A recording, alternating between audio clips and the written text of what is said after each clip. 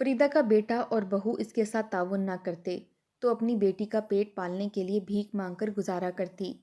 कुछ दिन गुजरे तो फरीदा को पेट में दर्द होने लगा और वो सारी रात दर्द से तड़पती रहती। तो बहू कहती अम्मा नाटक करती है। और जब फरीदा का पेट फूलने लगा तो बहू बोली अम्मा के पेट में गुनाह पल रहा है। और फिर बेटे ने तैश में आकर अम्मा को बालों से पकड़कर निकाल दिया और तड़पती माँ को देखकर बेटी से सरकारी अस्पताल ले गई। और थोड़ी देर बाद बेटे को अस्पताल से फ़ोन आया। जब वो वहाँ पहुँचा तो इसकी रूह फना हो गई, क्योंकि फरीदा मगरिब की नमाज पढ़कर जैसे ही अपने कमरे से बाहर निकली तो इश्तिहा अंगेज खुशबू ने इसकी भूख और बढ़ा दी थी। इसने बेसाख्ता बाएं जानिब सामने किचन की जानिब देखा, जहां पर इसकी बहू कलेजी भून रही थी। मिसालेदार कलेजी की खुशबू सूंघ कर तो जैसे इसके मुंह में पानी भर आया था। कितना अरसा हो चुका था इसे ये गोश्त कलेजी खाए हुए। इसे तो याद भी नहीं था कि आखिरी बार इसने कब गोश्त खाया था। वो तो इन सब का जायका भी भूल चुकी थी। इसने एक ललचाई हुई नज़र किचन की जानिब डाली। इसकी बहू जो खाना बनाने में मगन थी, सास को जब अपनी जानिब मुतवज्जा देखा तो माथे पर बल पड़ गए। वहीं पर सब छोड़कर किचन से बाहर आई और कमर पर हाथ रखकर कहने लगी, ये क्या टुकर टुकर देख रही हो? क्या खाने पर नज़र लगाने का इरादा है? जिस तरह तुम देख रही हो मुझे लगता नहीं है कि मेरे बच्चों और शौहर को ये हजम होने वाला है। फरीदा ने जब ये सुना तो फौरन हड़बड़ाकर नजरें फेर गई और कहने लगी कि नहीं नहीं, ऐसी कोई बात नहीं, बस मैं तो वैसे ही देख रही थी।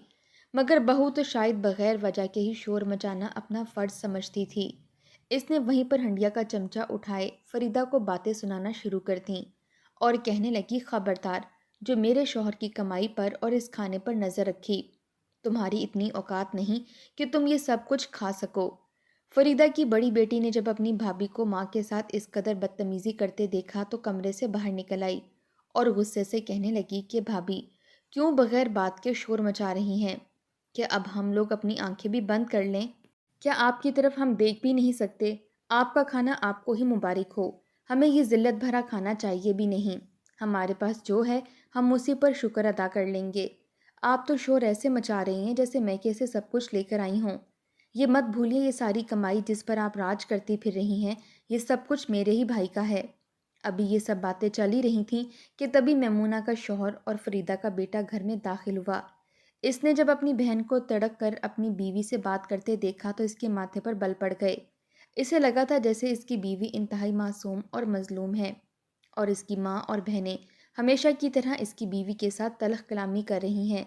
वो गुस्से से आगे बढ़ा और कहने लगा, आज किस बिना पर मेरी बीवी के साथ तुम लोग झगड़ रही हो? क्या बिगाड़ा है आखिर इसने तुम लोगों का?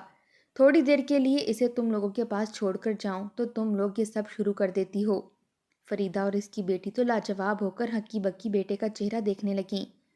हमेशा की तरह एक मर्तबा फिर मैमूना जीत चुकी थी और वो दोनों माँ बेटी हार चुकी थीं। दोनों खामोशी से वापस कमरे में जाकर बैठ गईं, जबकि मैमूना की तो खुशी की कोई इंतहा न रही थी। दोनों मियाँ बीवी और बच्चे मिसालेदार भुनी हुई कलेजी मज़े और चटखारे ले लेकर खाने लगे, जबकि ये दोनों माँ बेटी कमरे में बैठी सिसक रही थीं। इन्हें तो किसी ने पूछा भी ना था। फरीदा रोने लगी। सामने दीवार पर लगी हुई शौहर की तस्वीर तो इसे मज़ीद रोने पर मजबूर कर रही थी। वो बेटी के सीने से लगकर कहने लगी कि काश तेरे अब्बा ज़िंदा होते तो हम पर ये वक्त कभी ना आता।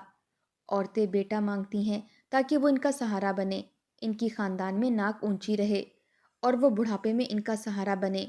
मगर मेरा बेटा मुझ पर नेमत नहीं बल्कि ज़हमत बनकर आया है। क्या हर माँ का बेटा ऐसा ही होता है जैसे कि मेरा है? सारी ज़िंदगी इनको पाल पोस कर इस मकाम तक पहुँचाया, पढ़ाया लिखाया और आज इस नौबत को पहुँचे हैं तो ये बीवी का होकर रह चुका है।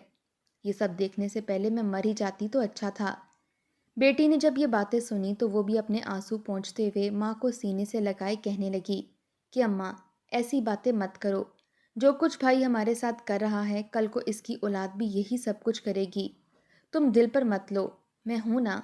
हम हर मुसीबत का सामना कर लेंगे। किसी न किसी दिन तो भाई की आंखें ज़रूर खुलेंगी, मगर न जाने वो दिन कब आने वाला था। इस घर में 4 कमरे मौजूद थे। तीनों पर ही मैमूना ने कब्जा कर रखा था और एक कमरा जिसमें चंद साल पहले फरीदा का शौहर अपनी भेड़ बकरियां जो कि इसने बड़े शौक से पाल रखी थीं, इनको बांधा करता था। इस कमरे में अब फरीदा और इसकी बेटी रह रहे थे। बेटे की शादी के बाद तो कुछ अरसे तक सब कुछ अच्छा रहा, مگر دھیرے دھیرے میمونہ نے شوہر کو بھڑکانا شروع کر دیا اور پورے گھر پر اپنا قبضہ جما لیا۔ آخر بات اس حد تک بڑھ گئی کہ بیٹے نے کھری کھری سنا کر کہا کہ میں تم لوگوں کے خرچے اب نہیں اٹھا سکتا۔ تم لوگ بات بات پر میری بیوی کو تانے دیتے ہو، لہٰذا اب تم لوگ اپنا بندوبست خود ہی کر لو۔ میرے پاس اتنی رقم نہیں جو تم لوگوں پر لوٹاؤں۔ اس نے اپنی ماں اور بہن کو اس کمرے میں بھجوا دیا جہاں پر کبھی جانور باندھے جاتے تھے۔ ماں اور بیٹی کے پاس جو جمع پونجی تھی وہ اسی سے گزارا کر رہی تھیں، مگر اب دھیرے دھیرے وہ رقم بھی ختم ہونے لگی تھی۔ وہ وقت بھی آنے لگا جب فریدہ کے پاس سوائے کچھ آٹے کے کچھ بھی نہ بچا۔ وہ پورے دن میں صرف 2 روٹیاں پکایا کرتی اور دونوں ماں بیٹی تینوں وقت وہی روٹی آدھی آدھی کر کے کھاتی رہتیں تاکہ ان کا گزارا ہو جائے۔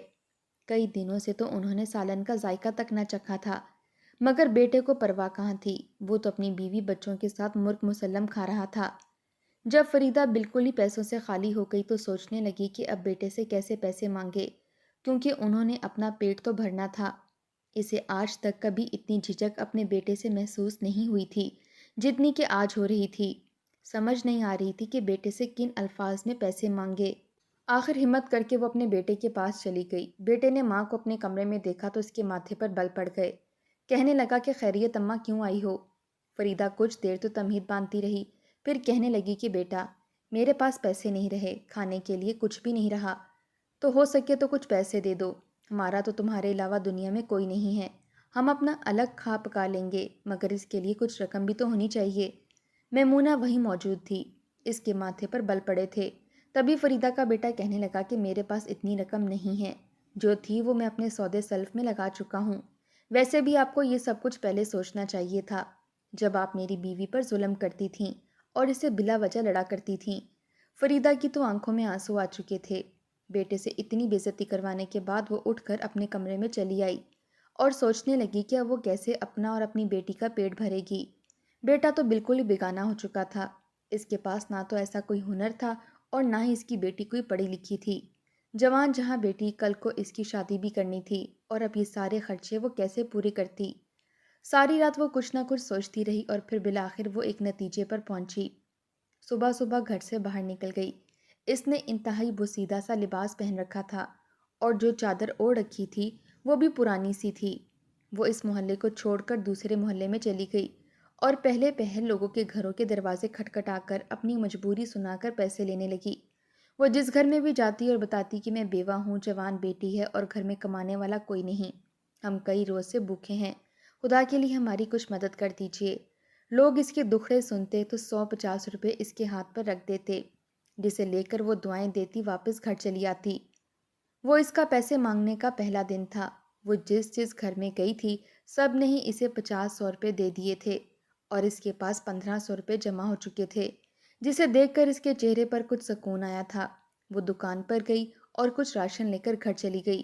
جب گھر واپس آئی تھی تو اس کا بیٹا اور بہو بھی اس وقت صحن میں ہی موجود تھے۔ جب انہوں نے ماں کے ہاتھ میں سودا دیکھا تو اچنبے سے ماں کو دیکھنے لگا، پھر فریدہ سے کہنے لگا، یہ سودا کہاں سے لائی ہو؟ ماں، تم تو کہہ رہی تھی کہ تمہارے پاس پیسے نہیں ہیں، جب پیسے نہیں تھے تو یہ سودا کیسے آ گیا؟ فریدہ کچھ بولتی اس سے پہلے ہی میمونہ بولی کہ ڈرامے ہیں سارے، ان کے پاس بہت رقم ہے، بس اپنے بیٹے کو دیتے ہوئے ان کے ہاتھ کانپتے ہیں۔ فریدہ نے کسی سوال کا جواب نہ دیا اور سانس خارج کرتی کمرے میں چلی گئی۔ فریدہ کی بیٹی بھی حیران تھی، کہنے لگی کہ ماں، تم اتنے پیسے کہاں سے لے آئی ہو جو یہ سودا سلف آ گیا؟ پہلے تو گھر گھر جا کر پیسے مانگنے کی شرمندگی اور تذلیل، پھر گھر آتے ہی بہو اور بیٹے کے الفاظ نے تو ایک مرتبہ پھر فریدہ کو توڑ دیا تھا۔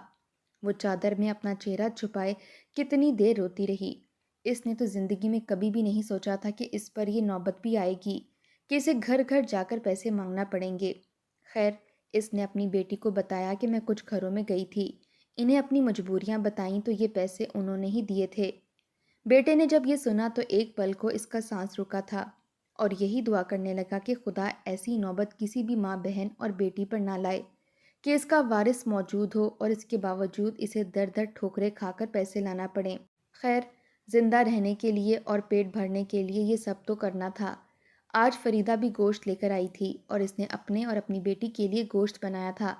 جب میمونہ نے یہ دیکھا تو وہ شک کی نظر سے اپنی ساس اور نند کو دیکھنے لگی۔ اسے سمجھ نہیں آ رہا تھا کہ آخر ایسے اچانک ان کے پاس اتنے پیسے آ کیسے گئے۔ ابھی تو یہ لوگ ایک وقت کے کھانے کے بھی پیسے مانگ رہے تھے، اور اب اچانک اتنے پیسے کہ یہ گوشت بھی بنا کر کھا رہی ہیں۔ وہ اسی سوچ میں ڈوبی ہوئی تھی جب اس نے دیکھا کہ صبح صبح اس کی ساس ایک مرتبہ پھر برقع پہنے ہوئے گھر سے نکل گئی ہے۔ اس مرتبہ جب فریدہ اسی محلے میں گئی اور انہی گھروں کو دوبارہ کھٹکھٹایا اور پیسے مانگے، تو لوگوں نے اسے گھور کر دیکھا اور کہنے لگے کہ مائی معاف کرو، کچھ دن پہلے ہی تو تمہیں پیسے دیے تھے، اب کیا تم روز روز آتی رہو گی اور ہم روز روز تمہیں پیسے دیتے رہیں گے؟ کئی گھروں نے تو پیسے دینے سے منع کر دیا، کہنے لگے کہ معاف کرو، دوبارہ نہ آنا، ہٹی کٹی ہو، کوئی کام کیوں نہیں کرتی؟ تم جیسی تو فراڈ ہوتی ہیں، گھر گھر جا کر پیسے مانگتی ہیں اور بعد میں عیاشیاں کرتی ہیں۔ لوگوں کی باتیں تو فریدہ پر خنجر کی طرح چل رہی تھیں، مگر وہ کس کس کو یقین دلاتی؟ جب تک 1500 روپے کا لایا راشن ختم نہ ہوا، فریدہ گھر سے نہیں نکلی تھی، مگر اب مجبوری تھی۔ اس نے سابقہ گھروں کو چھوڑا اور مزید گھروں میں جا کر پیسے مانگنے لگی جن کے لیے وہ نئی تھی۔ انہوں نے تو پیسے دے دیے، مگر باقیوں نے اسے دھتکار دیا تھا۔ اس روز فریدہ کو کافی دیر ہو چکی تھی، وہ مغرب کے بعد ہی گھر میں داخل ہوئی تھی، جبکہ اس کی بیٹی گھر میں پریشان بیٹھی بار بار دروازے کی طرف دیکھ رہی تھی۔ میمونہ کو تو ویسے ہی شک ہو چکا تھا، سوچ سوچ کر پاگل ہو چکی تھی کہ آخر اس کی ساس کہاں جاتی ہے کہ واپسی پر اس کے پاس اتنا راشن ہوتا ہے۔ اس روز جب اس کی ساس واپس آئی تو کافی تھکی ہوئی تھی۔ فریدہ کا سانس پھولا ہوا تھا اور چہرہ سرخ ہو رہا تھا۔ اتنا لمبا پیدل سفر، اس کا بلڈ پریشر ہائی ہو چکا تھا۔ وہ چلتی ہوئی کمرے میں آئی اور بیٹی سے کہنے لگی کہ جلدی سے ٹھنڈا پانی لے کر آؤ، مجھے بہت پیاس لگی ہے۔ جبکہ میمونہ فوراً یہ ساری رودات اپنے شوہر کو بتانے لگی اور اس کے کان بھرنے لگی کہ تمہاری ماں نہ جانے کہاں جاتی ہے، جب آتی ہے تو اس کے پاس پیسے ہوتے ہیں۔ کیا تمہارے میں کوئی غیرت نام کی چیز ہے بھی کہ نہیں؟ اپنی ماں سے سوال کیوں نہیں کرتے؟ آخر وہ کدھر جا رہی ہیں؟ یہ پیسے کہاں سے آ رہے ہیں؟ میمونہ کا شوہر اس وقت تو کچھ نہ بولا، کہنے لگا کہ تم فضول ہی زیادہ بول رہی ہو، گئی ہوں گی کسی رشتہ دار کے گھر پیسے لینے، بلا وجہ میرا دماغ مت خراب کرو۔ اس روز فریدہ کے پاس 1800 روپے جمع ہو چکے تھے جن سے وہ بعد میں راشن لے آئی تھی، مگر اس روز اس کی طبیعت اتنی خراب ہوئی تھی کہ وہ بستر سے جا لگی۔ اس کا بلڈ پریشر بے حد ہائی تھا، اسے اٹھا بھی نہیں جا رہا تھا، پورے وجود میں درد کی ٹیسیں اٹھ رہی تھیں۔ ساری رات وہ سکون سے سو نہ سکی۔ اس کی خراب طبیعت دیکھ کر فریدہ کی بیٹی پریشان ہو گئی۔ اس نے سوچا کہ کیوں نہ بھائی کو بتاؤں ماں کی طبیعت کے بارے میں، کم از کم وہ ڈاکٹر کے پاس لے جائیں یا پھر ان کی دوا کا بندوبست کر دیں۔ پہلے تو وہ ماں کی طبیعت دیکھ کر ان پر قرآن مجید کی صورتیں دم کر کے پھونکتی رہی۔ جب شام کو بھائی گھر آیا تو بھائی کے پاس چلی گئی اور ماں کی طبیعت کے بارے میں بتاتے ہوئے بولی کہ آپ انہیں ڈاکٹر کے پاس لے جائیں یا اسٹور سے دوا لا دیں، ان کی طبیعت بہت خراب ہو رہی ہے۔ کل رات سے وہ سکون سے سو نہیں سکیں۔ میمونہ کے شوہر نے جب یہ سنا تو ایک کڑی نظر اپنی بہن کے چہرے پر ڈالی، کہنے لگا کہ جب میں باہر تھا تب نہیں بتا سکتی تھی، اب میں دوبارہ سے گھر سے باہر جاؤں اور دوائیاں لے کر آؤں؟ کیا میرا دماغ خراب نظر آ رہا ہے تمہیں؟ بھائی کے اس قدر سخت الفاظ سن کر تو وہ سہم چکی تھی، بہرحال خاموشی سے وہ نکل آئی، جان چکی تھی کہ اس کا اور اس کی ماں کا ایک دوسرے کے علاوہ اس دنیا میں کوئی نہیں ہے۔ اس نے خود ہی چادر اوڑھی اور گھر سے باہر چلی گئی۔ میڈیکل سٹور پر جا کر اپنی ماں کی طبیعت کے بارے میں بتایا اور کچھ دوائیاں لے کر گھر چلی آئی۔ وہ دوائیاں بھی اس قدر مہنگی تھیں کہ جو پیسے بچے تھے دوبارہ راشن لانے کے لیے وہ پورے ہی ان دواؤں پر لگ چکے تھے۔ راستے میں وہ گھر واپس آ رہی تھی تب تک اندھیرا پھیل چکا تھا۔ اسے ڈر بھی لگ رہا تھا کیونکہ وہ اکیلی تھی۔ جیسے ہی وہ اپنے گھر کی گلی کی جانب مڑی تو اچانک کچھ آوارہ لوگ اس کا پیچھا کرنے لگے اور سیٹیاں بجانے لگے، بار بار ہنس کر طنز کرنے لگے۔ یہ سن کر تو فریدہ کی بیٹی کی جان نکلنے لگی تھی۔ وہ اس قدر تیز قدم اٹھا کر گھر کی طرف آ رہی تھی گویا بھاگ رہی ہو۔ تبھی ان لڑکوں کے قدموں کی آواز بھی اسے اپنے قریب محسوس ہونے لگی۔ وہ بھاگتے ہوئے گھر کی طرف آ رہی تھی کہ جیسے ہی گھر کے سامنے پہنچی تو گھر سے اس کا بھائی باہر نکل رہا تھا، جو غصے سے آگ بگولا شاید اسے ہی دیکھنے کے لیے آ رہا تھا۔ مگر جب اس نے اپنی بہن کو اور اس کے پیچھے محلے کے آوارہ 2-3 لڑکوں کو دیکھا تو اس کا پارا ہائی ہو گیا۔ اس نے گلی سے کچھ پتھر اٹھائے اور ان لڑکوں کو گالم گلوچ کرتے ہوئے مارنے لگا۔ وہ پتھر ان میں سے ایک لڑکے کو لگا تھا جبکہ باقی بھاگ چکے تھے۔ اس نے اپنی بہن کو بازو سے پکڑا اور غصے سے گھر کے اندر لا کر فرش پر پٹخا۔ میمونہ تو تھی ہی آگ لگانے والی، فوراً کہنے لگی، دیکھ لو اپنی ماں بہن کے کرتوت۔ پہلے ماں سارا سارا دن گھر سے باہر رہتی تھی اور اب بہن کی حالت بھی دیکھ لو، مغرب کے بعد گھر سے باہر چلی گئی۔ آج تک میں نے کبھی دن کی روشنی میں بھی گھر سے باہر قدم نہیں نکالا، اور یہ تمہاری بہن کیسے رات اندھیرے منہ اٹھائے گھر سے باہر نکل گئی۔ تم اس سے پوچھو یہ رات کو کیا کرنے گئی تھی، اور تمہاری ماں آخر کیا کرتی ہے جا کر جو پیسے لے کر آتی ہے۔ فریدہ کا بیٹا تو آگ بگولا ہو چکا تھا، مارے غصے کے اس نے اپنی بہن کو مارنا شروع کر دیا۔ اتنا مارا کہ بیچاری کی ناک اور منہ سے خون آنا شروع ہو چکا تھا۔ وہ روتے ہوئے کہنے لگی کہ میں بس اسٹور سے ماں کی دوا لینے گئی تھی جو تم نے نہیں لا کر دی، تو میں انہیں یوں درد سے تڑپتا تو نہیں دیکھ سکتی تھی۔ مگر اسے یقین نہ آیا، وہ بہن کو شک کی نظر سے دیکھنے لگا اور ایسے الفاظ کہنے لگا کہ ماں نے جب شور سنا تو کمرے سے باہر آ چکی تھی اور بیٹے سے بیٹی کو چھڑوا کر کمرے میں لے گئی۔ اس کا وجود درد سے کانپ رہا تھا، مگر اس نے وہ دوا اپنی ماں کو دی اور پھر خود اپنے ابا کو یاد کر کے رونے لگی۔ ان دواؤں سے کچھ دیر کے لیے تو فریدہ کی طبیعت ٹھیک تو ہوئی تھی، مگر اگلے دن سے اس کے پیٹ میں شدید درد اٹھنے لگا۔ اس قدر شدید درد کی ٹیسیں تھیں کہ اس سے برداشت ہی نہیں ہو رہی تھیں۔ سمجھ نہیں آ رہی تھی کہ آخر یہ ماجرا کیا ہے۔ درد کی لہر اس قدر تیز ہو جاتی تھی کہ اس سے برداشت کرنا انتہائی مشکل ہو جاتا۔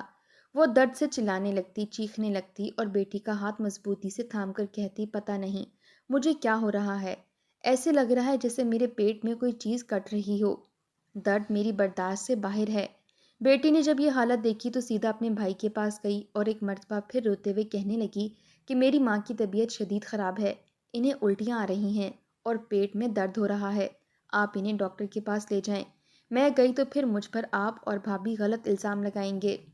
میمونہ نے جب یہ سنا تو فوراً منہ پر ہاتھ رکھ کر شوہر سے کہنے لگی کہ دیکھ لیں اپنی ماں کی کرتوت، اسی بات کا ڈر تھا مجھے، تمہاری ماں نے تو اس عمر میں اپنے جوان بیٹے اور پوتے پوتیوں کا بھی لحاظ نہ کیا، دیکھ لو کیا کر چکی ہیں وہ، تمہیں منہ دکھانے کے قابل نہیں چھوڑا۔ میمونہ کے الفاظ فریدہ کا بیٹا سمجھ چکا تھا، اس کے تو وہم و گمان میں بھی نہ تھا کہ اس کی ماں ایسا کر سکتی تھی۔ اس نے مارے غصے کے ماں کے کمرے کا دروازہ ایک جھٹکے سے کھولا۔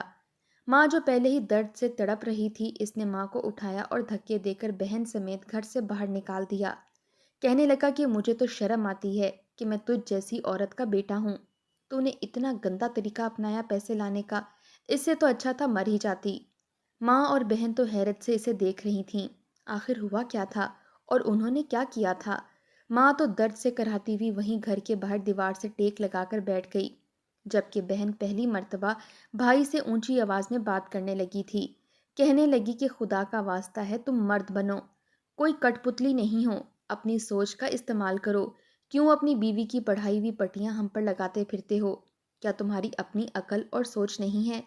تم کیا کچھ کہہ رہے ہو؟ خدا سے ڈرو، جو کچھ آج تم کر رہے ہو کل تمہاری اولاد تمہارے ساتھ ویسا ہی کرے گی۔ مگر اس نے بہن کو بھی گالیاں دے کر گھر سے نکال دیا۔ فریدہ کی بیٹی نے جب ماں کی طبیعت بگڑتی دیکھی تو فوراً ماں کو اٹھایا اور سرکاری ہسپتال لے گئی، جہاں پر اس کی ماں کے ٹیسٹ ہونے لگے۔ وہ اکیلی تنہا لڑکی آس پاس سے گزرتے لوگوں کو دیکھ کر رو رہی تھی، اسے کچھ سمجھ نہیں آ رہا تھا کہ کیا کرے اور کہاں جائے۔ وہیں رات کے 12 بجے کا وقت تھا جب فریدہ کے بیٹے کا موبائل بجا۔ اس نے جب موبائل کان سے لگایا تو اسے ہسپتال سے فون آیا تھا، جسے سن کر اس کے چہرے کا رنگ اڑا۔ میمونہ بھی جاگ چکی تھی، شوہر کا اڑتا ہوا رنگ دیکھ کر کہنے لگی کہ کیا بات ہے، کیا ہوا ہے، تم پریشان کیوں لگ رہے ہو؟ وہ کچھ بھی کہے بغیر فوراً دوڑا دوڑا ہسپتال تک پہنچا، مگر بہت دیر ہو چکی تھی۔ اس کی ماں کو کمرے سے باہر لے جایا جا چکا تھا، سفید چادر اس پر اوڑھی جا چکی تھی۔ ڈاکٹر کا کہنا تھا کہ ان کا جگر ختم ہو چکا تھا، وہیں ان کے پیٹ میں پانی بھر چکا تھا جو کہ انتہائی خطرناک حد تک بڑھتا ہی چلا گیا، اور اب جب پورے وجود میں پھیلنے لگا تو ان کی موت واقع ہو گئی۔ یہ سن کر تو وہ سکتے کی حالت میں آ چکا تھا۔ اسے اپنی ماں یاد آنے لگی، اس کی ضمیر نے اسے ایک زوردار تماچا مارا تھا۔ وہ کس قدر غلط تھا جبکہ اس کی بہن اکیلی تنہا ماں کو یہاں تک لے کر آئی تھی اور ہر معاملہ سنبھالا تھا، حالانکہ اس کی عمر اس وقت صرف 17 سال تھی۔ وہ اپنی ماں کی میت کو دیکھ کر فوراً آگے بڑھا، مگر اس کی بہن نے آگے بڑھ کر دھکا دے کر ماں کی میت سے بھائی کو الگ کر دیا، اور پہلی مرتبہ اس قدر فلک شگاف چیخی کہ اسپتال کے لوگ مڑ مڑ کر ان کی طرف دیکھنے لگے۔ کہنے لگی کہ خبردار، جو تم نے میری ماں کو ہاتھ بھی لگایا، لعنت ہے تم جیسی اولاد پر، تم جیسے بیٹوں پر، تم جیسے بھائیوں پر۔ یہ تمہاری کچھ نہیں لگتی، ان کا رشتہ صرف اور صرف میرے باپ سے تھا اور پھر مجھ سے ہے۔ تم جا کر اپنی بیوی کے مرید بن کر بیٹھو۔ تمہاری جنت تمہاری ماں کی نہیں بلکہ بیوی کے قدموں میں ہے۔ جو کچھ تم نے اپنی ماں کے ساتھ کیا ہے نا، اس کا خمیازہ بھگت کر ہی جاؤ گے۔ فریدہ کی بیٹی اس کی میت ہسپتال سے قبرستان تک لائی تھی۔ اس نے عیدی ادارے کی مدد سے اپنی ماں کی تدفین وغیرہ کروائی تھی، مگر بھائی کا 1 روپیہ بھی نہیں لیا تھا۔ اس کے بعد وہ خود بھی یتیم خانے میں جا کر رہنے لگی۔ اس کا بھائی کتنی مرتبہ آیا مگر اس نے جانے سے انکار کر دیا۔ کہنے لگی کہ تم میری ماں کے قاتل ہو، میں تمہیں کبھی بھی معاف نہیں کر سکتی۔ مجھے اس وقت کا انتظار ہے جب تمہاری اولاد بھی تمہارے ساتھ ایسا ہی کرے گی جیسا تم نے میری ماں کے ساتھ کیا۔